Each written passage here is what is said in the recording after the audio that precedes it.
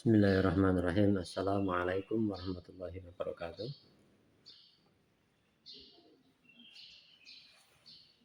Sekarang kita akan melanjutkan materi perkuliahan dengan judul maf'ul bih. Sebelumnya mari kita awali dengan baca doa thalabul ilmi. Bismillahirrahmanirrahim. Rabbi zidni ilma, Allahumma anfa'ni bima 'allamtani wa 'allimni ma yanfa'uni warzuqni ilma yanfa'uni. Amin. Baik. Judulnya adalah maf'ul bih. Dalam tata bahasa Arab, maf'ul bih adalah kata benda atau isim yang berfungsi sebagai objek, yaitu pihak yang dikenai perbuatan atau tindakan oleh pelaku atau fa'il. Pertama, ciri utama hukum i'rab. Pertama, dia wajib mansub. Mansub itu adalah fathah ya. Maf'ul bih selalu berada dalam kondisi mansub atau fathah. Yang kedua, tanda utama fathah untuk kata benda tunggal isim mufrad, tandanya adalah harokat fathah di akhir kata. Yang kedua, rumus kalimat dasar dalam kalimat verbal atau jumlah fi'liyah, polanya adalah fi'il atau kata kerja, kemudian plus fa'il atau pelaku, kemudian plus maf'ul bih atau objek. Sekarang kita lihat contohnya pada kata qara'a Muhammadun al-kitabah. Ya. Qara'a Muhammadun al-kitabah. Qara'a itu adalah fi'il, artinya membaca. Kemudian Muhammadun itu fa'il, artinya Muhammad, dia pelakunya sebagai pelaku. Dia harakannya adalah domah. Kemudian al-kitabah adalah maf'ul bih, artinya adalah buku ya.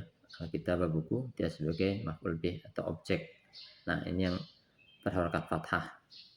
Jadi qara'a Muhammadun al-kitabah artinya adalah Muhammad membaca buku. Contoh yang kedua adalah doroba Zaidun al-kalba ya. Nah, al-kalbanya adalah maf'ul bih.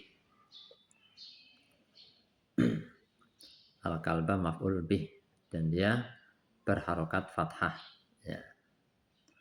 Kemudian yang keempat, jenis-jenis tanda mansub pada maf'ul bih. Tidak semua maf'ul bih berharokat fathah ya, berakhiran harokat fathah. Tandanya berubah tergantung jenis katanya. Yang pertama dia bisa menjadi fathah, yang kedua dia tandanya dengan ya, yang ketiga bisa dengan kasroh. Untuk fathah untuk kata tunggal, isim mufrad dan jamak taksir. Yang kedua dengan ya untuk kata ganda, sani ya, dan jamak muzakkar salim. Yang ketiga kasroh khusus untuk jamak muannats salim, kata benda perempuan jamak. Yang kelima, jenis maf'ul bih berdasarkan bentuknya. Pertama, isim zahir. Objeknya terlihat jelas berupa kata benda seperti contoh al-kitabah di atas ya. Kemudian yang kedua, isim domir, objeknya berupa kata ganti. Contohnya dorobani ya. Dia memukulku, di mana nun dan ya sukun adalah objek. Sekarang kita lanjut ke kitab selisih. Kemarin sudah sampai halaman 18 ya. Sekarang kita lanjutkan ke halaman 19. Ini judulnya adalah al-huruful qamariyah wal hurufus syamsiyah ya. Huruf qamariyah itu seperti contoh al-abu, al-babu, al-jannatu, al-himaru, al-khubzu, al-ainu, al-ghoda'u. Sedangkan contoh huruf asyamsiyah, at-tajiru, as-saubu, ad-diku, az-zahabu, ar-rajulu, az-zahraku, as-samaku. Jadi tidak semua huruf itu bisa di al-qamariyahkan dan tidak semua huruf bisa disamsiahkan. Ada tersendiri bagian hurufnya. Misalnya huruf al-qamariyah ini alif, ba, jim, dia tidak masuk ke huruf asamsiah. Huruf asamsiah seperti ta, sa, dal, za. Nah, ini ke bawah. Ada pembagiannya. Kemudian tamrin, latihan. Iqra al-kalimat al-atiyah waktubha mura'iyan qawaid natqul huruf al-qamariyah wa syamsiyah. Ini Mohon para mahasiswa untuk dibaca, kemudian diberi harokat.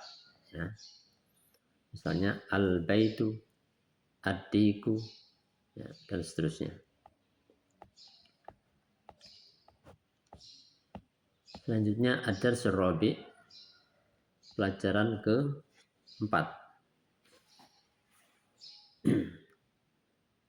Al-baitu menjadi al-baiti karena kemasukan fi, ya, huruf jar.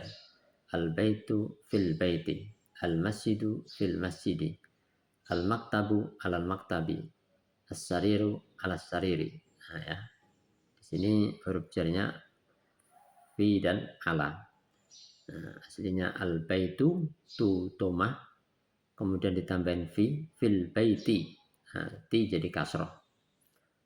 Kemudian al-masjidu tomah ditambahin fi fil masjidi. Nah, kemudian al-maktabu ditambahin ala halal maktabi. Nah, bi kasroh. Kemudian as-sariru ditambahin ala alas sariri. Ya. Bawahnya aina Muhammadun, dijawab huwa fil ghurfati. Wa aina Yasir, huwa fil hammami. Wa aina Aminah, hiya fil matbakhi. Ya. Hiya itu untuk perempuan karena Aminah itu perempuan. Wa aina Aminah, hiya fil matbakh. Kemudian ainal kitabu, huwa alal maktab. Nah, itu benda yang muzakkar juga menggunakan huwa. Huwa alal maktab. Kemudian wa aina sa'atu, dijawab hiya alas sarir. Ya. Yang tengah ini adalah gambar dapur al-matbakh. Kemudian tamrin ajib anil asila alatiyah, jawablah pertanyaan dua ini. Ainal kitabu, aina Muhammadu, aina sa'atu, aina Yasiru, aina Aminatu, Aminatu fil ghurfah. Nah, kalau ada pertanyaan Aminatu berarti itu menunjukkan pertanyaan apakah, ya, sama dengan hal. Hal Aminatu fil ghurfah. Ini menggunakan Aminatu fil ghurfah. Apakah Aminah ada di ruangan? Ayasiru fil matbakh. Man fil ghurfah wa man fil hammam. Maza alal maktab, maza alas sarir. Ya. Ini pertanyaan ini kita lihat di atas untuk menjawabnya. Lanjut.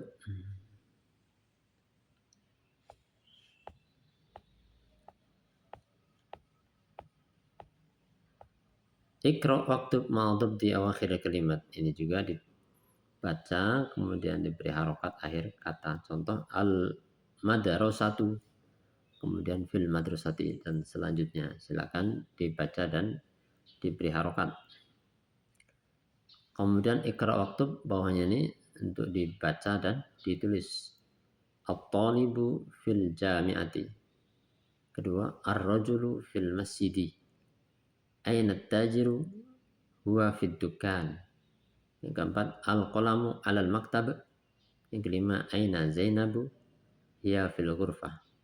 Aina al-waraku, huwa alal maktab. Nah, itu, ya. Kemudian yang ketujuh, aina al-mudarrisu, huwa fil fasli. Aina Yasiru, huwa fil mirhab. Yang kesembilan, asy-syamsu wal qamaru fis sama'i. Yang ke-10, man fil fasli. Nah, begitu, ya. Kemudian ini ada isim muzakkar dan isim muannas. Isim muzakkar contohnya Muhammadun, Khalidun, Hamidun, Yasirun, Ammarun, Sa'idun. Kemudian isim muannas Aminah, Zainabu, Fatimah, Maryam, Aisyatu, Khadijatu.